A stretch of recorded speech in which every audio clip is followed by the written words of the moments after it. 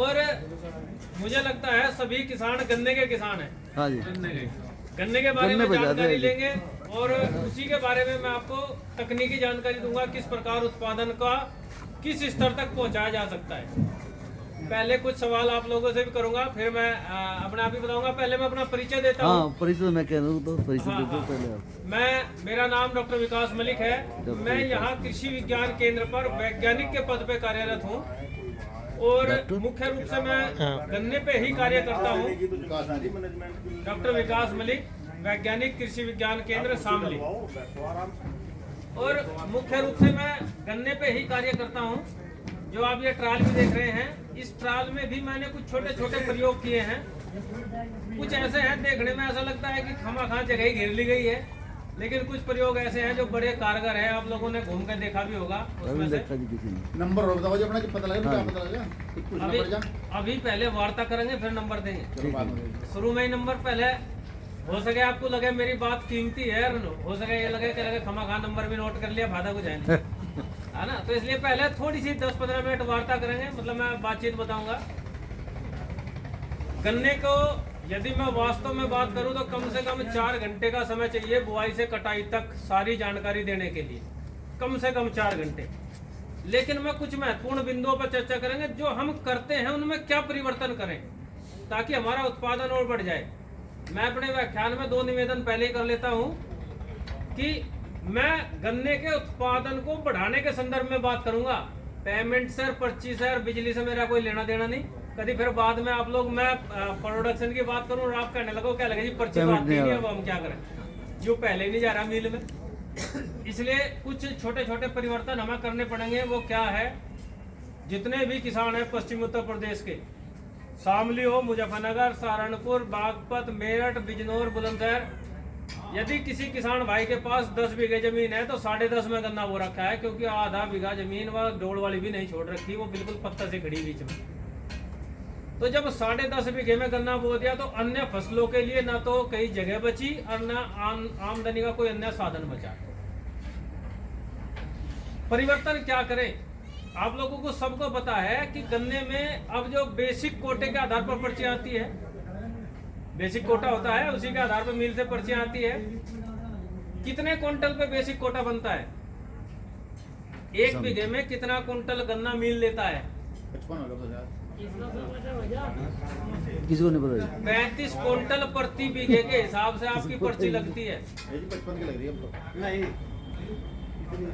हमारी लग भी रही है, हम बता रहे हैं। हाँ नया कोटा बना जी, तो पता लगा है नया कोटा बना। मैं बता रहा हूँ क्या क्या अंतर है। 35 क्विंटल प्रति बीघे के हिसाब से बेसिक कोटा निर्धारित किया जाता है। सरप्लस कोटा आपका 60 क्विंटल पर बीघे तक जा सकता है, जब आपने पिछले 3 सालों में या 5 सालों में एवरेज आपका उससे बेसिक कोटे से ऊपर चला गया हो। लेकिन किसी का भी कितना ही ऊपर चला जाओ, 55 या 60 से ऊपर जाता ही नहीं है। उसमें बेसिक कोटे में 60 से ऊपर की लिमिट ही नहीं है। आपका यदि ऊपर चला गया तो वे काट के फिर कम कर देंगे, क्योंकि हमारे यहाँ किसान बहुत एक्सपर्ट है। आखिरी पर्ची 15 क्विंटल की हो, उसमें 60 क्विंटल तुलवाने की कोशिश करेगा, क्या लगेगा बस अब का तो बेसिक कोटे में 45 क्विंटल और बढ़ जाएगा। सारी चीजों में हम प्रयास कर रहे हैं। मैं कुछ परिवर्तन बताता हूँ। पहला परिवर्तन तो ये कि हमें जो 10 बीघे गन्ना है, इस 10 बीघे को घटा के 6 बीघे पे लाना पड़ेगा। यदि हम 10 बीघे हमारे पास जमीन है तो हम 10 बीघे में गन्ना न करके 6 बीघे में गन्ना करें, उत्पादन 10 बीघे के बराबर लेके आएंगे तो वो कैसे काम होगा। आप लोग औसत उत्पादन बताओ कितना होता है, 1 बीघे में कितना निकलता है, कितने क्विंटल बीघे का निकलता है? हाँ जी, हाँ जी, नहीं सब तो निकाल सकते हैं भाई साहब, 100 सब का निकाल लेंगे। मैं बताता हूँ एवरेज, सब नहीं निकालेंगे 100। मैं बताने वाला बताता हूँ। बता, मैं निकाल। गन्ने का प्रोडक्शन का जो उत्पादन का स्तर है 35 क्विंटल से लेकर 135 क्विंटल तक है जी। ये किसान की जमीन और उसकी खेती में कार्य करने की दशा में निर्भर करता है। वो 35 क्विंटल बीघे का लेगा या वो 135 क्विंटल बीघे का लेगा। ठीक। हमारे खेतों में भी परिवर्तन हो जाता है। मेहनत एक जैसी करते हैं लेकिन लागत भी एक जैसी लगाते हैं। खेतों में भी उत्पादन में अंतर आ जाता है।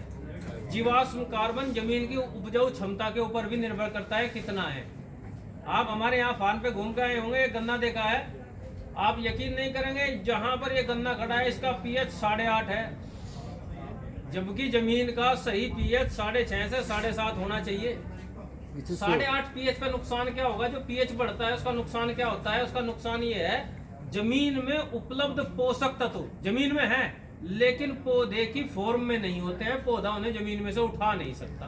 इसलिए पीएच घटाने की बात करेंगे। जितने भी वैज्ञानिक आपसे कहेंगे कि हमने यूरिया ज्यादा इस्तेमाल कर रहे हैं, डीएपी ज्यादा इस्तेमाल कर रहे हैं, उससे पीएच बढ़ रहा है और पीएच बढ़ने से जमीन के उपलब्ध पोषक तत्व पौधा नहीं ले पाता। इसलिए पीएच घटाने की बात करते हैं। कैसे? गोबर की खाद डालो, वर्मी कंपोस्ट डालो, नेडअप कंपोस्ट डालो, हरी खाद करो, फसल अवशेष दोबारा से उसमें मिलाओ। ये सारे माध्यम है जमीन के पीएच को डाउन करने के और उसमें जीवांश, कार्बन, ऑर्गेनिक मैटर बढ़ाने के। ऑर्गेनिक मैटर जितने किताबी भाषा का टर्म है, लेकिन वास्तव में हम कहाँ हैं? ऑर्गेनिक मैटर 1% तक होता है और पश्चिमी उत्तर प्रदेश की सभी जमीनों का औसतन ऑर्गेनिक मैटर 0.4 है। बढ़िया क्वालिटी का जो नंबर 1 जमीन होगी उसका ऑर्गेनिक मैटर 8.8 मिलेगा। जो हाईएस्ट रेंज है वो 1 है, लेकिन हमारे यहाँ जितनी जमीन है उनका सबका ऑर्गेनिक मैटर 0.2 है।